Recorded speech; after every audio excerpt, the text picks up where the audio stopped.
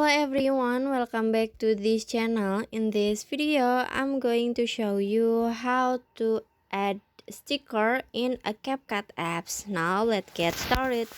First, open your CapCut and add the video that you want to edit. If you wanna add stickers in a CapCut app, so you just click on the sticker at the bottom.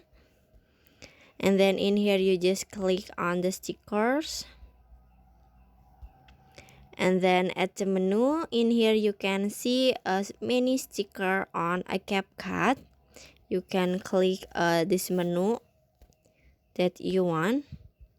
In here, this one, this one, this one, and more. Okay, and after this I wanna try to add this a flower.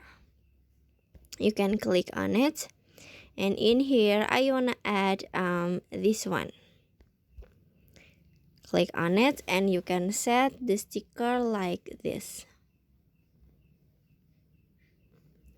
And after this you can click check icon. You can set this one until the end of the video. Sorry, like this.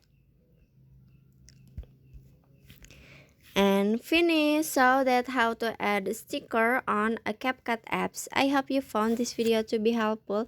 If you enjoy with the content, please consider like, comment, and subscribe down below. Bye bye.